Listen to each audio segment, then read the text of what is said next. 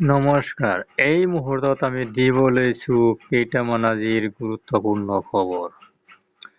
ভাৰতৰ সাৰ্বভৌমত্ব দুৰ্বল কৰাৰ ষড়যন্ত্ৰ, অসমৰ সাংসদ আৰু বিদেশী পত্নীৰ বিৰুদ্ধে কি আছে এছআইটিৰ প্ৰতিবেদনত?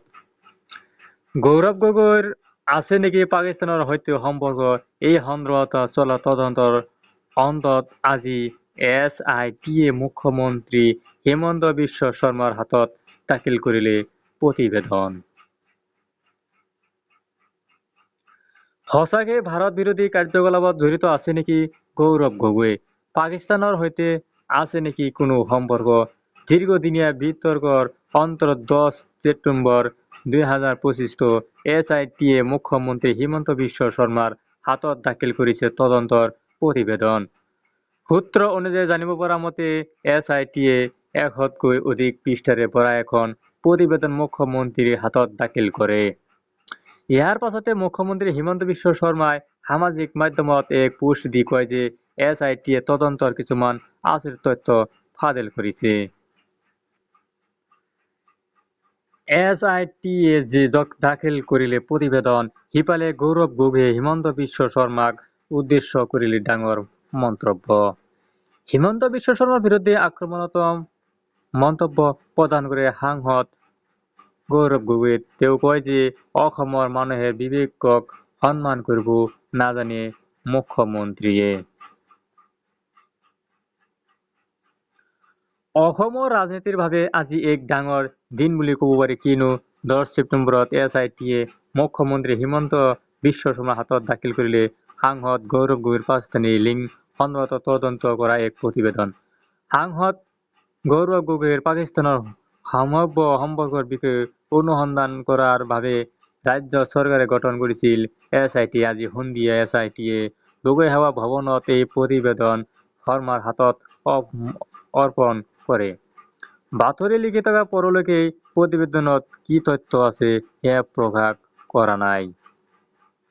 কিন্তু তাৰ পূৰ্বে সাংসদ গৌৰৱ গগৈয়ে এক ডাঙৰ প্ৰতিক্ৰিয়া প্ৰকাশ কৰিছে যে তেওঁ ভাবে অসমৰ মানুহৰ মূৰ্খ বুলি, যিয়ে তেওঁৰ কিছুমান আজব মন্তব্য বিশ্বাস কৰি ল'ব। তেওঁ অসমৰ মানুহৰ বুদ্ধিমত্তা আৰু বিবেকক সন্মান নকৰে। গগৈয়ে আৰু কয় যে মুখ্যমন্ত্ৰীয়ে নিজ চৰকাৰৰ দুৰ্নীতিগ্ৰস্ত শাসনৰ কাৰ্যক ঢাকিবলৈ কাল্পনিক কাহিনী সৃষ্টি কৰিছে। শৰ্মা নিজৰ পদৰ ব্যৱহাৰ কৰি নিজৰ পৰিয়ালৰ সমৃদ্ধি আৰু অবৈধ সম্পৰ্কৰ পাহাৰ গঢ়ি তুলিছে।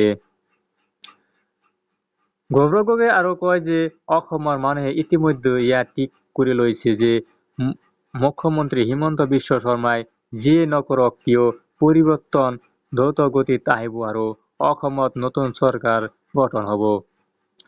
ভোটাৰসকলে এনে এখন চৰকাৰ বিচাৰে যিয়ে দৰিদ্ৰসকলৰ স্বাস্থ্য আৰু শিক্ষা, নিয়োগ সৃষ্টি, স্থানীয় উদ্যোগ, শিল্পীৰ উন্নয়ন আদিৰ ওপৰত কাম কৰে। আৰু উল্লেখ কৰে যে বিগত সময়ছোৱাত অসমৰ ৰাজনীতিত গৌৰৱ গগৈৰ পাকিস্তান ভ্ৰমণ বিষয়টোৱে যথেষ্ট চৰ্চা লাভ কৰিছে। মুখ্যমন্ত্ৰী হিমন্ত বিশ্ব শৰ্মাৰ অভিযোগ উত্থাপন কৰিছিল যে গৌৰৱ গগৈ আৰু তেওঁৰ পত্নীৰ পাকিস্তানৰ সৈতে সম্পৰ্ক আছে। আনকি গৌৰৱ গগৈয়ে NISIৰ আমন্ত্ৰণ মৰ্মে পাকিস্তানলৈ গৈছিল। ইমানেই নহয়, গৌৰৱ গগৈৰ পত্নী আৰু সন্তান ভাৰতীয় নহয় বুলিও উল্লেখ কৰিছিল হিমন্ত বিশ্ব শৰ্মাই।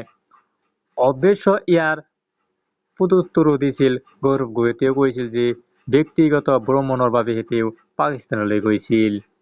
তাৰ পাছত আৰু শৰ্মাৰ বহুৰ অভিযোগ তুলিছিল গৌৰৱ গগৈৰ বিৰুদ্ধে। দীৰ্ঘদিন ধৰি চলা অভিযোগৰ পাছত মুখ্যমন্ত্ৰীয়ে কৈছিল যে তেওঁ 10 ছেপ্টেম্বৰত গৌৰৱ গগৈৰ বিৰুদ্ধে সকলো তথ্য দাখিল কৰিব।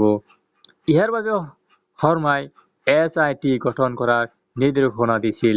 অৱশেষত আজি সেই এছআইটিয়ে তদন্তৰ অন্তত প্ৰতিবেদন দাখিল কৰে। গতিকে এই প্ৰতিবেদনত কি আছে সেয়া পৰৱৰ্তী সময়ত হ'ব লক্ষণীয়।